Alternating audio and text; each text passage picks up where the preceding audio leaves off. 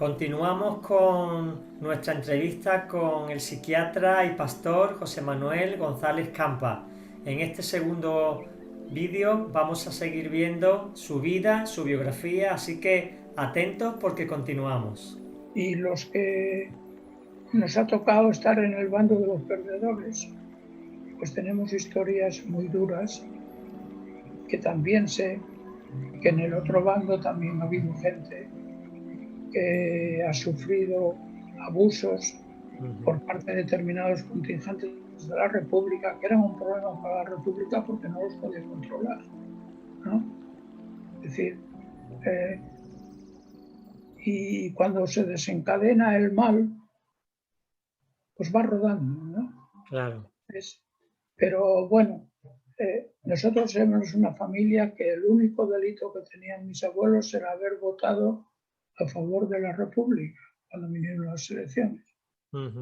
Y mi padre y mi madre habían votado lo mismo, se habían casado durante la República civilmente, tenían su libro de familia, todo en regla. Y cuando mi padre vino al cabo de unos años de estar en muchísimas cárceles por toda España, ¿no? Y estar durante año y medio tuberculoso, con vómitos de sangre y con cavernas, y salvarse sin medicaciones y sin nada, porque Dios quiso. Y creo que lo quiso porque antes de despedirse de esta tierra, llegó a una experiencia más realizadora de todo lo que había él conocido en su vida, ¿no? Su muerte fue un testimonio de lo que una persona socialista, creyente, honrada y honesta puede dar como cristiano en una zona donde nunca se había dado eso. Y yo tuve la oportunidad de dirigir esa situación con mucho dolor, pero en el entierro de mi padre no se habló del Partido Socialista, porque la persona que hablaron dos personas, un creyente, amigo muy íntimo, que habló porque le conocía de su fe, de la fe de mi padre, de sus principios, y uno de los presidentes más conocidos de la autonomía asturiana, que entonces no era presidente, era solo diputado por Asturias en Madrid, se llamaba Pedro de Silva, se llama, porque vive todavía en Gijón, y pertenece a la familia de los jovellanos famosos, ¿no? Y le dije, mira, de mi padre puedes decir desde el punto de vista, tú le conoces, le has conocido, sabes cómo era, cómo pensaba, la credibilidad que tenía entre la gente, ¿no? Y lo que no quiero es que hables del Partido Socialista. De su socialismo puedes hablar, del Partido Socialista no. Que no te preocupes. Y fue ejemplar en lo que dijo. Fue casi un complemento de lo que dijo el amigo creyente que era anciano de una iglesia en Asturias, ¿no? Que lo conocía. Y por eso digo que mi padre tuvo la oportunidad de conocer el Evangelio cuando ya tenía 70 y tantos años, ¿no? Pero siempre que me hablaba él de problemas políticos y cosas, porque cuando vino de la cárcel, después de salvarse de una posible pena de muerte y de cosas, pues me llevaba en el buen tiempo con él a lo alto de esa montaña, medio de la cual vivíamos, y allí me contaba por qué la Primera Guerra Mundial, por qué la Segunda, las ideologías de los partidos, las cosas, lo que había pasado, detalles de la Guerra Civil Española que mucha gente no sabe hoy todavía, ¿no? Aunque estén en la política, pero que no lo saben, lo desconocen y lo demuestran cada día. Y yo a los 7 años y medio me sabía hasta las canciones de las internacionales. Era increíble aquello. Y a él le encantaba cuando yo ya tuve una biblioteca importante, estar en mi casa y se leía todos los libros que encontraba de los teólogos de la liberación. No le quedaba ninguno. Me decía, oye, esto es extraordinario, esto es importante. Lo que dice esta gente es increíble. Si la gente funciona de esa manera, no había errores. Digo, ¿cómo lo sabes? Pero mira, esta gente lo que les mueve fundamentalmente es su fe en Cristo. ¿eh? Claro, claro. Qué bueno. ¿Y cómo conociste tú el Evangelio? Eh, Pues lo conocí, no es como hoy que la gente joven viaja mucho y yo, por ejemplo, tengo tercer hijo, a los 16, 17 años ya andaba por ahí por Europa, por campamentos y dando vueltas y cosas. Pero yo hasta los casi 22 años no había salido de Asturias nunca. ujú, Había viajado por razones que tienen que ver con toda la historia de nuestra familia a las estribaciones de Asturias en dirección al límite con León y cosas así, ¿no? Pero mi madre desde pequeño decía que yo iba a ser médico. ajá, Las amigas que tenía en esta aldea donde vivía le decía, vamos a ver, ella se llamaba Carmen, la llamaban Carmina, ¿no? Pero vamos a ver, Carmina, para ser médico hay que tener dinero para estudiar al hijo. ¿De dónde vas a sacar el dinero? Tú como que deliras, ¿no? ¿Qué haces? Que bueno, mi hijo va a ser médico. Bueno, pues eso lo tenía metido en la cabeza y al final eh, podríamos decir en cierto sentido que lo consiguió, pero no como ella lo concebía. ajá, Porque yo tuve mucha tentación de hacer derecho.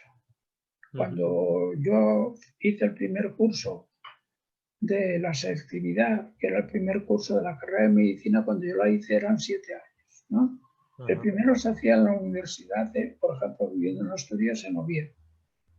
Y yo ahí, a muchas clases del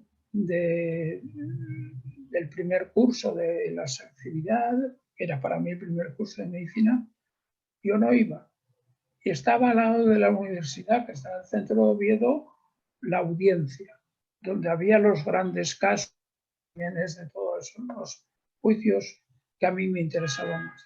Y yo me iba semanas enteras todos los días y resistía 5, 6, 7 horas en los juicios. Me encantaba aquello. El derecho me encantaba. Hoy tengo una hija que hizo derecho, que también le gusta mucho y le gusta el derecho penal. Y yo tuve mucha tentación, no sabía cómo presentarle a mi madre porque a mi padre le daba igual que hiciese derecho o que hiciese medicina o que hiciese otra cosa, ¿no? ujú, Pero a ella no. Pero bueno, el caso es que me enganchó un poco la biología, cuando vi biología, ¿no? De tal manera que haciendo yo esto, que muchas veces no iba a clase, al final del curso, que éramos 800 y algo, mucha gente, uf, pues resulta que yo no tuve que examinarme de las asignaturas del primer curso, que eran muy fuertes todas, química orgánica, química inorgánica, biología, había hasta alemán. madre mía. Ahí sí que no fui más que un día a clase y no volví nunca. A los alemanes ya los tenía yo muy atravesados. Y cuando la primera clase de alemán digo, esto yo en la vida voy a prestar atención a eso, que nunca se sabe, ¿no? Pero bueno, el caso es que yo terminé.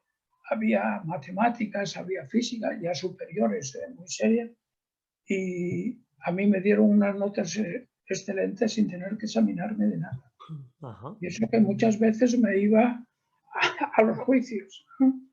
Pero bueno, cuando fui a estudiar medicina a Valladolid fue porque mi madre y mi padre, para que yo pudiese estudiar el bachiller y mi hermano también pudiese hacer lo mismo que venía después, tuvieron que coger un pequeño negocio de una tienda de ultramarinos, de comestibles, en una época muy dura y muy difícil del hambre, de la posguerra, de todo esto, ¿no? ujú, Donde vendían cosas pero fiando a la gente, porque la gente no tenía dinero para pagar cada día, ¿no?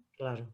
Y ellos les conmocionaba mucho las familias que llegaban y dicen, mire, había mucha gente de Portugal en Asturias entonces, ¿no?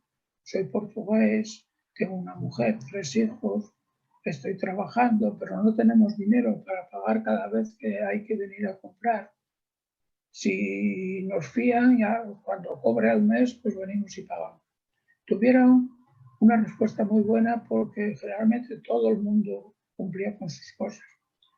Era un comercio humilde, pero que daba para que yo pudiese estudiar, por el hecho de que no podía estudiar en un instituto, porque Franco había cerrado los institutos.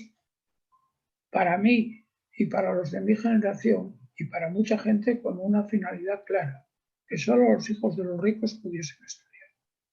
Y los Pero de los José pobres, Manuel, una no. pregunta. Si tú no pudiste estudiar en el instituto, ¿cómo accedías a la universidad?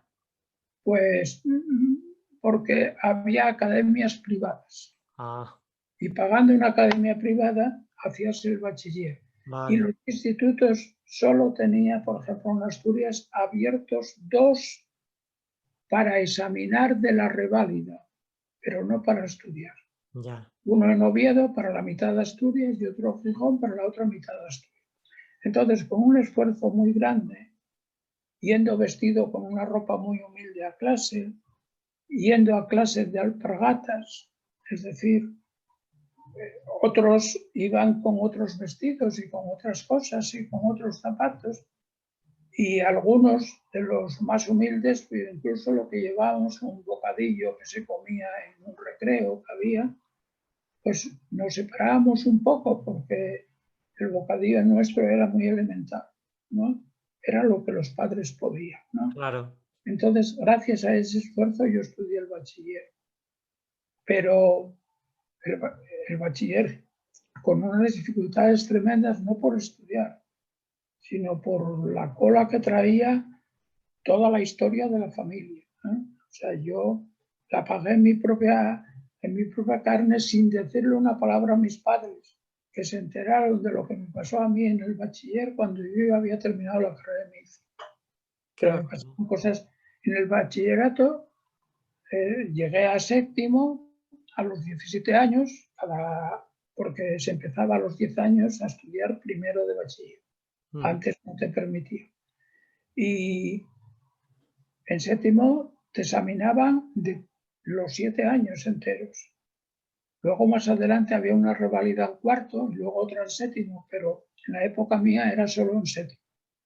Y esos exámenes eran fuertísimos. Eran un examen de matemáticas, te metían en una clase y podías estar 4, 5, 6 horas haciendo el examen. Era muy fuerte. Física igual, literatura igual, ¿no? Es decir, era difícil la reválida. Bueno, pues yo en la reválida saqué un sobresaliente Oh. y me suspendieron. Por de donde venías, ¿no? Por tus antecedentes, ¿no? Tenía Familiares. un expediente abierto por una denuncia. La denuncia era de la directora de la academia donde estudié. Y la denuncia era que era rojo, que era antifranquista, que era anticatólico, que era ateo. Lo ateo era una falsedad total. Yo no conocía entonces el Evangelio porque no había podido leer un Evangelio. Estaba prohibido leer la Biblia en España en esa época. Entonces, ella me quería llevar a la iglesia, que es como una catedral que teníamos en Mieres, muy cerca de la academia. Tenía una academia de chicos y otra de chicas.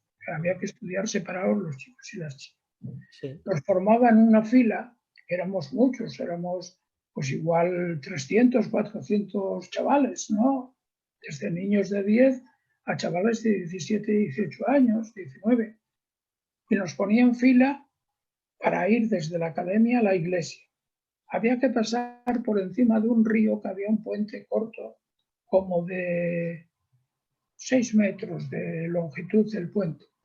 Y debajo del puente pasaba un río negro por el carbón de las minas, y en las orillas el río había ido amontonando arena negra, ¿no? Pues cuando pasábamos por el puente, yo me tiraba del río a la arena, que había 3 metros un poco largos. Nunca llegaba a la iglesia.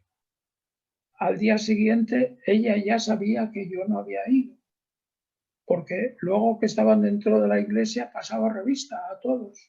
Entonces, Campa no estaba. No me decía nada. Sabía que no había ido, pero no me decía nada. Pero de repente un día estudiábamos en una sala de estudios grande que nos vigilaba un señor, que era como una especie de jefe de estudios, pero para vigilar si estudiábamos, jugábamos o qué hacíamos, ¿no? Y tenías que pedirle permiso a aquel señor para todo, sobre todo para ir al servicio, ¿no? Y un día pido permiso para ir al servicio y vuelvo, y como tenías que llevar muchos libros al colegio todos los días, 4 o 5 libros, que pesaban, pues cuando ibas al servicio los libros quedaban encima del pupitre que tenías, de la mesa. Claro. Cuando vuelvo del servicio no hay libros.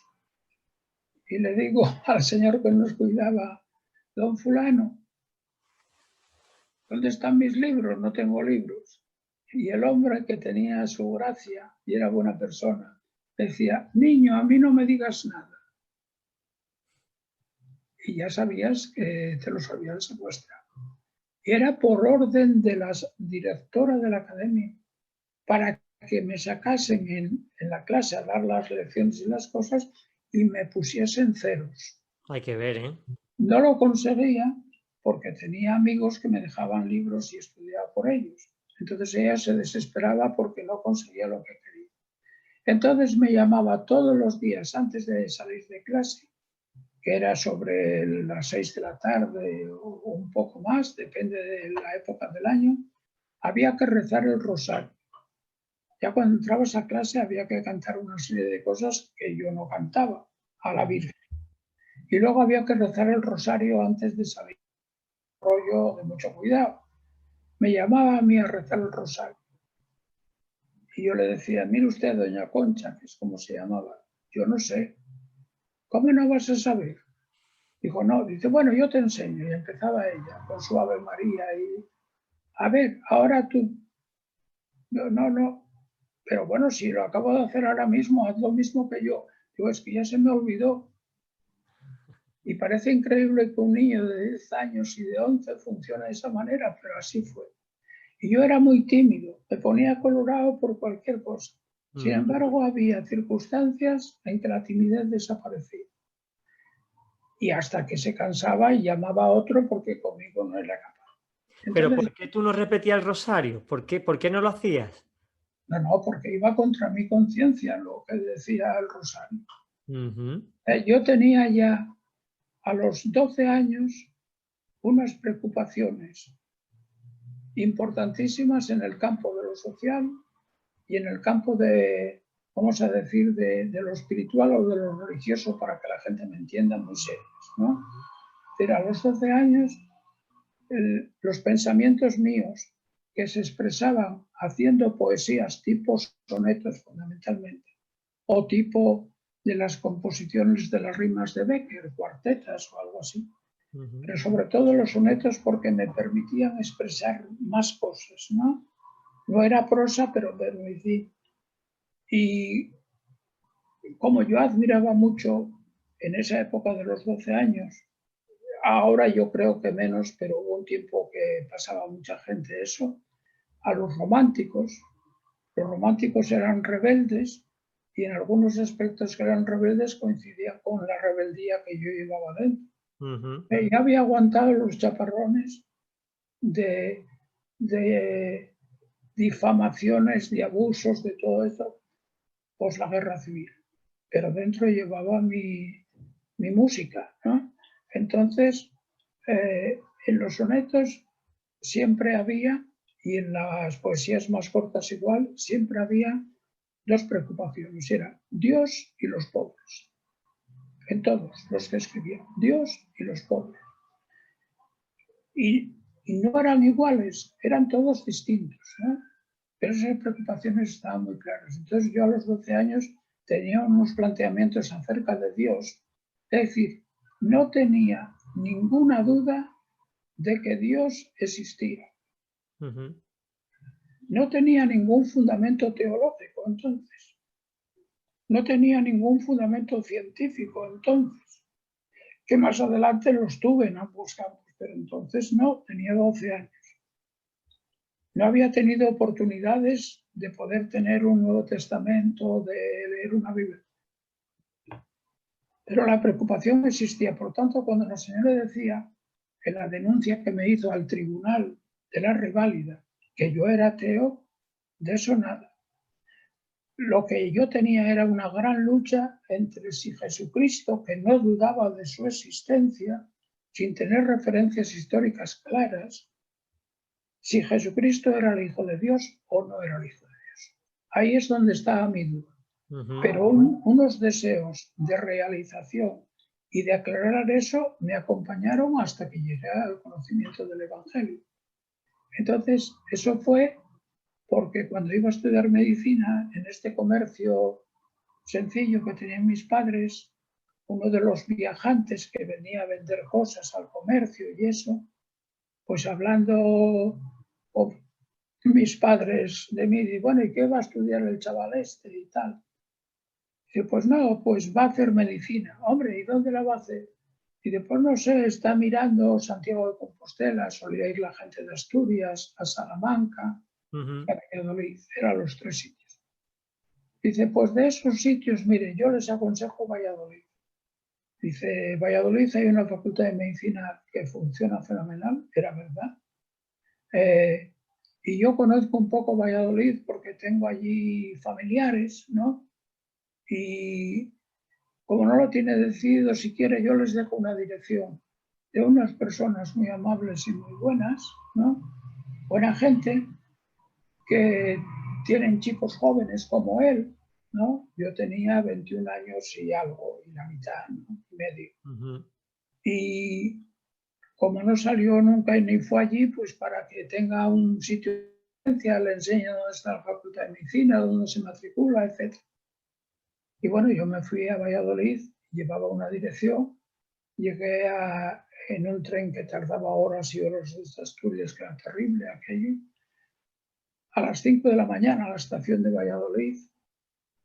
Y bueno, era creo que sobre el mes de septiembre o por ahí, ¿no? Había tiempo para matricularse. Y digo, bueno, pues a ver qué hago yo hasta que llegue por lo menos a las 10 de la mañana, no voy a ir antes de las 10 a esta dirección que tengo. Claro. Bueno, pues di vueltas, encontré la calle a la que tenía que ir y luego después, pues cuando abrían los bares muy temprano porque había miles de personas que trabajaban en la Renfe, iban a trabajar y tomaban su café o sus cosas, pues me tomé un café en una especie de tasca de estas donde entraban los trabajadores y además que era lo más barato, ¿no? Entonces a las 10 me fui y bueno, llegó, era una casa, tenía una entrada llamativa dentro de las casas normales. Tenía varios pisos, había que subir escaleras y era en el primer piso. Y llamo a la puerta y me abre una persona que me dio una impresión increíble. Yo era una persona que tenía mucha sensibilidad y emocionalmente las cosas me afectaban mucho, ¿no? Pero aquella persona que me abrió era una joven que no la había visto en la vida. Y es como si de repente encuentras a alguien que estás buscando, pero no sabías que la ibas a encontrar. Esa joven es mi esposa. Anda, qué bueno. En esa casa había un matrimonio, tenía un montón de hijos. Y la que me abrió la puerta fue ella, la primera vez que fui a su casa. Luego estuve con los hermanos, con las hermanas, con ella, y hice todos los trámites que tenía que hacer y me volví otra vez a Asturias. Y cuando volví a Valladolid, pues volví a tener contacto con esta familia. Y fue a través de esta familia que recibí el primer Nuevo Testamento que yo llevaba años suspirando por tener. Anda. Y tener el Nuevo Testamento fue algo que ni siquiera hoy sabía describir muy bien lo que yo sentí, ¿no? Porque yo llevaba buscando aquello con afán. Lo que yo conocía de Jesús, me parecía que lo que conocía era cierto. Pero Ajá. yo conocí las palabras de Jesús a través de uno de los mayores enemigos del cristianismo que jamás, que fue Federico Nietzsche. Ajá. Un día apareció por la tienda de mi madre un señor vestido a sencilla la ropa, pero impecable, ¿no? Con un traje entre medio gris, casi no llegaba a negro, ¿no? Pero llamaba la atención, era un personaje que daba la impresión de ser una persona culta, de ser una persona con ciertos modales refinados, educadísima, respetuosa, ¿no? Pidiendo una cosa. Y otro día volvió a aparecer, de la misma manera. Y a mí el personaje me llamaba la atención. Entonces pide una cosa a mi madre. Mi madre dice, espere un poco que tengo que pasar atrás a la trastienda para buscarla, que no la tengo. Él ya sabía que tenía que ir atrás a eso.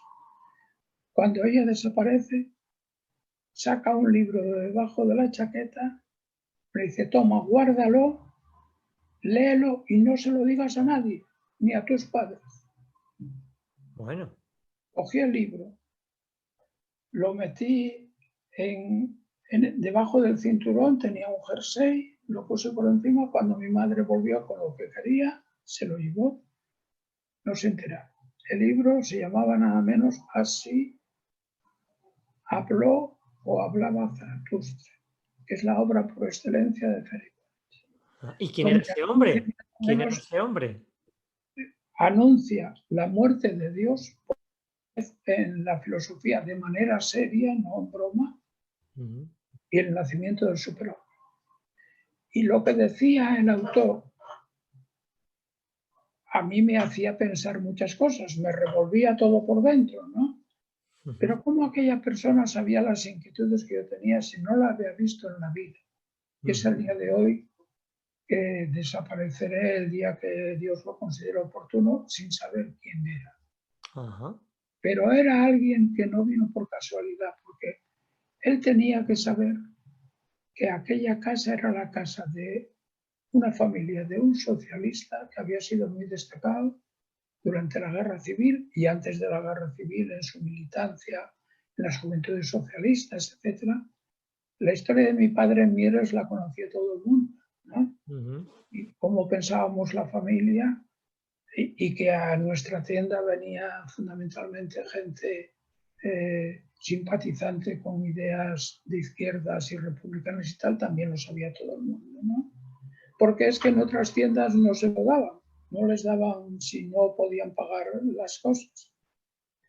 Bueno, pues me fue trayendo libros que estaban totalmente prohibidos en España. Si Este mismo hombre seguía trayéndote libros. No, de Federico Nietzsche, todos prohibidos. Y de Juan Jacobo Rousseau, todos prohibidos, ¿no? Y de Víctor Hugo, casi todos prohibidos, ¿no? Es decir, bueno, y de pensadores en el plano político que no fuesen gente de extrema derecha, todos prohibidos. Entonces, yo iba aprendiendo cosas de lo que Jesús dijo, porque para mí Federico Nietzsche, yo pensaba, este hombre dice la verdad. Creo que cuando dice que Jesús dijo esto, Jesús dijo esto. Cuando yo leí el Nuevo Testamento fui comprobando que efectivamente estaba yo en lo cierto, que no me engañaba. Luego venía la crítica de él, decía, si Jesús viviese en el día de hoy no diría esto de esta manera, lo diría como lo digo yo, en fin. Pero es curioso que uno de los mayores enemigos que ha tenido el cristianismo dialécticamente y en el campo de la filosofía y en el campo de la teología, porque Federico Nis se preparó para ser un pastor evangélico Ah, y dejó la teología para dedicarse a la filosofía. Y es una de las mentes más ilustres de la historia de la filosofía de todos los siglos. Otra cosa es que, bueno, es una pena que una mente tan privilegiada, ¿no?, llegase a conclusiones que luego lo pagó en su vida, porque le claro. hablaba del superhombre y terminó muriendo en un manicomio, completamente trastornado, con una enfermedad mental producida por una enfermedad infecciosa que se cogía en las casas de prostitución. Ujú. O sea, el superhombre para los demás, pero para él no supo ser el superhombre. Eso no quita su capacidad de pensamiento, su profundidad y lo mucho que te puede ayudar. Si tienes interés, una persona que se opone al cristianismo te puede ayudar, es mi caso, a que tú cada vez anheles más conocer mejor y más profundamente el cristianismo. Y fue muy importante para mí, fue un educador. Y el personaje era un misterio, porque el segundo libro que me trae, por el mismo procedimiento, siempre aparecía y buscaba algo que sabía que mi madre tenía que desaparecer del mostrador e ir a buscarlo a otra parte, de Juan Jacobo Rousseau, Emilio, que es una novela que, bueno, Juan Jacobo Rousseau en España era el demonio con rabos y cuernos y lo que queramos, ¿no? Entonces, yo me forjé de esa manera, ¿no? Entonces, cuando tuve el Nuevo Testamento en mis manos, fue para mí impresionante. Y me propuse una cosa. Digo, bueno, yo voy a leerlo de una manera crítica. Para mí me propuse esto. Ujú. A ver dónde encuentro contradicciones o alguna contradicción que sea fundamental e importante. Y era incapaz de encontrar contradicciones, porque cuando leía un pasaje y luego pasaba otro y quería hacer la comparación, el primero ya se me había borrado de la mente. En una época en que yo tenía una memoria fenomenal, ¿no? Bueno, ¿cómo puede ser que yo estudio 7 horas de anatomía y me acuerdo de todo, ¿no? Estudio 7 horas de cualquier asignatura y me acuerdo, ¿no? Y resulta que estoy leyendo 2 horas, 3, porque me pasaba horas leyendo el Nuevo Testamento y Ujú. no puedo encontrar la contradicción porque no me acuerdo de lo que he leído anteriormente. Curioso. Paradójicamente, cuando ya fui creyente y ya tuve las cosas claras, entonces empezaba a encontrar las posibles contradicciones. Como estabas preparado para analizarlo todo, ¿no? Y, y tengo que agradecer mucho que Dios permitiese que llegasen a mi vida los personajes tan importantes que llegaron a través de una persona que nunca supe por qué me había escogido a mí. Y siempre pensaba yo, viendo los libros que me dejaba, digo, bueno, este o es un nazi, pensaba yo, o es un nazi, porque la filosofía de Nietzsche inspiró mucho a los nazis, ¿no? Ujú, O es un nazi, porque yo sí sabía de la historia de los nazis por mi padre, ¿no? Que ujú. era mi maestro en todo. O es un nazi, o es un ateo que no cree en nada y está. No me explicaba, nunca supe quién era.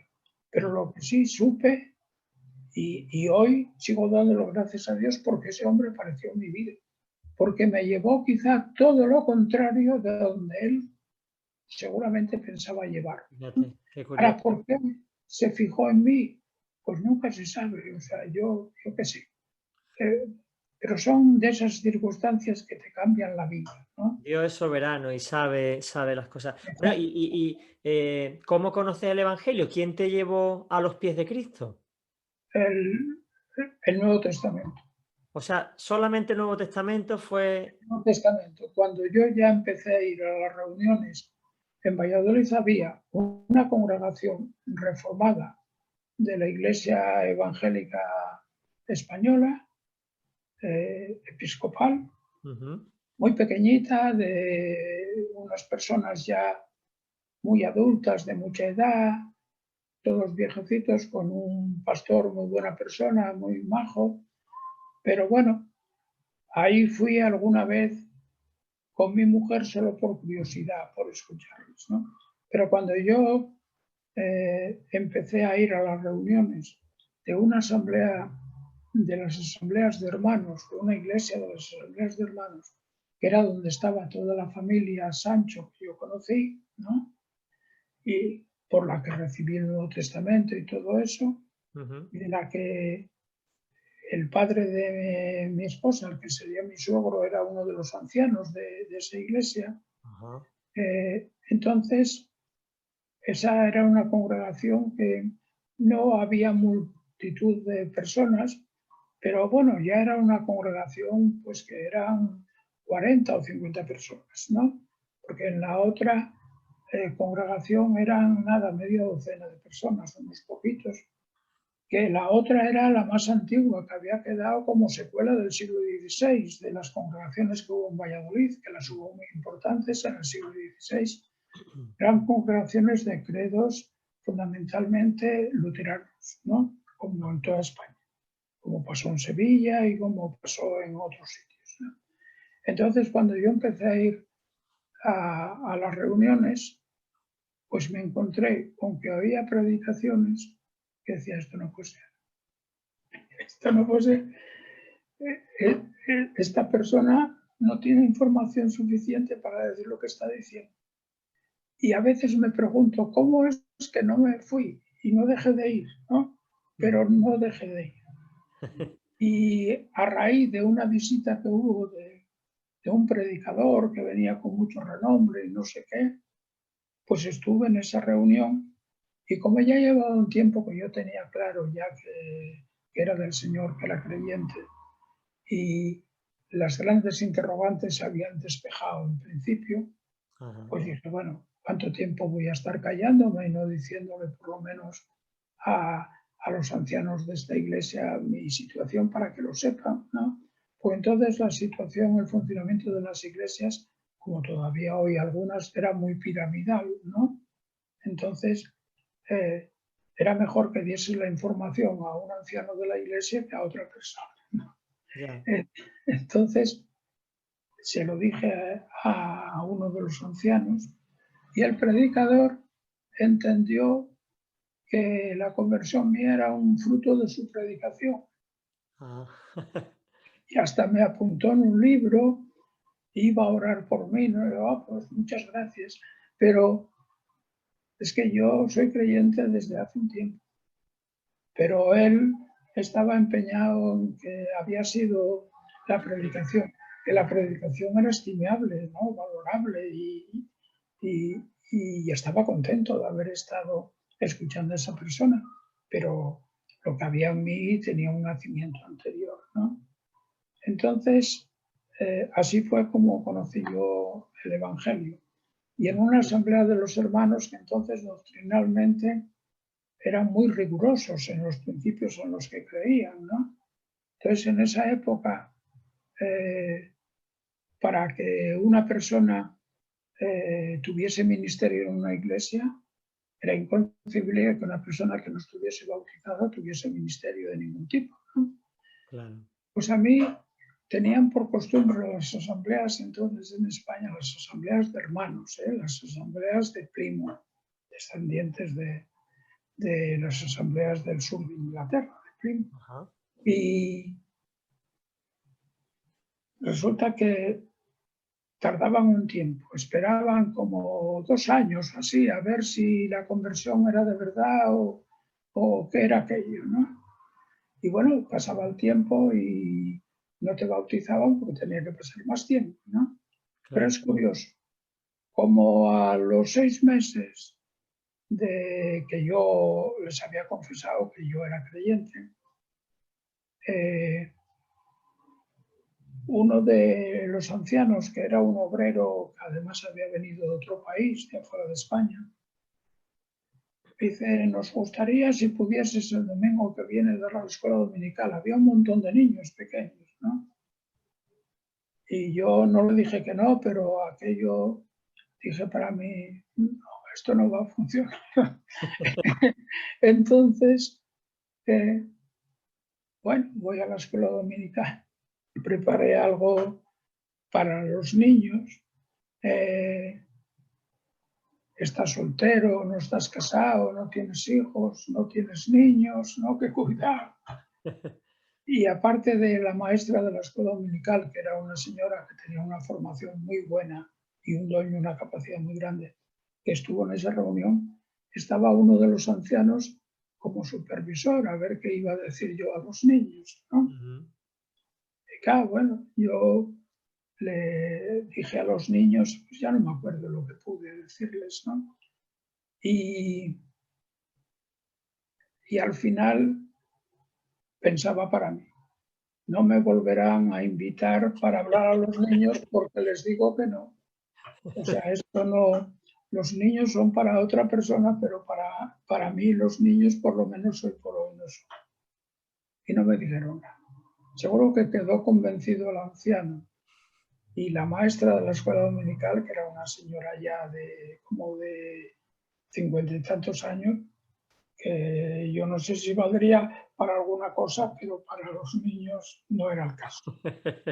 Y al cabo de no mucho tiempo, no llevaba ni un año que yo era creyente, viene este obrero que estaba también como anciano en el Consejo de la Iglesia y me dice, nos hemos reunido el Consejo de Ancianos y queremos pedirte una cosa, ya sé que tienes mucho que estudiar, la verdad, porque todas las horas de estudiar eran pocas y para sacar la carrera adelante y aprobar los cursos, y yo no podía permitirme el lujo de suspender porque mis padres eran personas que estaban haciendo un esfuerzo muy grande.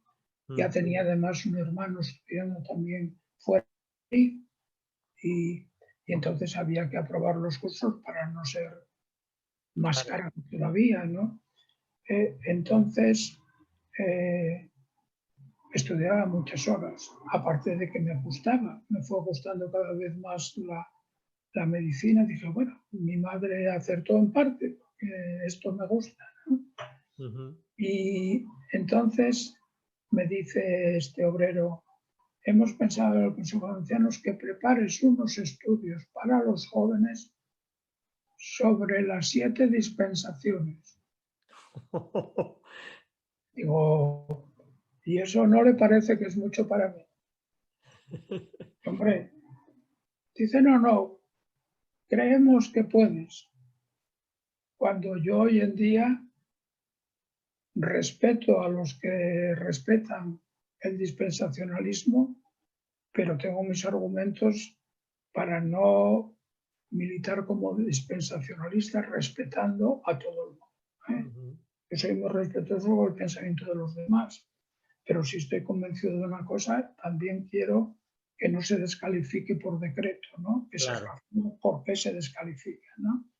Entonces, cuando yo fui descubriendo, empecé estudiando las 7 dispensaciones y empezaron a venir todos los jóvenes, que eran muchos, eran bastantes, eran más de 20, entre 20 y 30 había de jóvenes. Pero resulta que al cabo de unos domingos, que eran los domingos, a las 4, toda la congregación. Resulta que ahí tenías a una persona no bautizada teniendo ministerio para una iglesia entera. Eso yo creo que en la historia de las asambleas de los hermanos en España debe ser como un caso único, salvo que alguien se convirtiese en una zona rural apartada, ¿no? O en una ciudad y se reuniese con otras personas y les predicase la fe que tenía ya en su corazón, ¿no? Claro. Pero vamos, un ministerio, vamos a decir entre comillas, oficial para una iglesia, ¿no? Una persona no bautizada, y en las asambleas de los hermanos, increíble eso. Podía ocurrir en otras denominaciones, pero en esa no. Bueno, pues ya cuando pasó el tiempo ya me bautizaron, ¿no? Pero cuando ya me bautizaron yo llevaba teniendo ya ministerio en la iglesia durante... O sea, de hecho, pues se me encargó la responsabilidad de toda la juventud de la iglesia y había creyentes jóvenes con más años de creyentes, con más preparación en principio de la que yo podía tener. ¿Y por qué no te bautizaban, José Manuel? Si tú ya Pues tenías ese trabajo. porque decían que a ver si había sido una cosa emocional y la conversión no era de verdad. Claro, yo no estaba de acuerdo con eso y encontraba argumentos. Y con este obrero con el que luego hicimos amistad de amigos y eso, digo, bueno, vamos a ver. O sea, querer ser tan fieles a los principios, habláis de las doctrinas fundamentales. El bautismo es una doctrina fundamental. Entonces, Fundamental. vamos a ver, el bautismo no es para creyentes y yo soy creyente, entonces ¿qué impide que yo sea bautizado? Digo, eso está en la Biblia al pie de la letra, como yo te lo estoy diciendo, tú lo sabes, ¿no? Que bueno, es una tradición, una costumbre, para que no nos pase como los de Samaria, que se bautizaron algunos, que no sé qué, bueno, una manera de defender la cosa, ¿no? Ya, ya. Pero gracias a Dios, cuando yo tuve responsabilidad en sitios y tal, no se dejó de bautizar a nadie que quisiese bautizarse habiendo hecho una confesión de fe, que solo Dios sabe lo que hay en el fondo, pero hay que dejarlo en manos de Dios, ¿no? Claro, claro. Los de Samaria lo dejaron de alguna manera, quedó en manos de Dios y cuando aparecieron por allí dos de los apóstoles, la cosa fue bien, siguió bien y no pasó nada, Claro, ¿no? claro. Pero bueno, eran costumbres que pesaban mucho entonces, ¿no?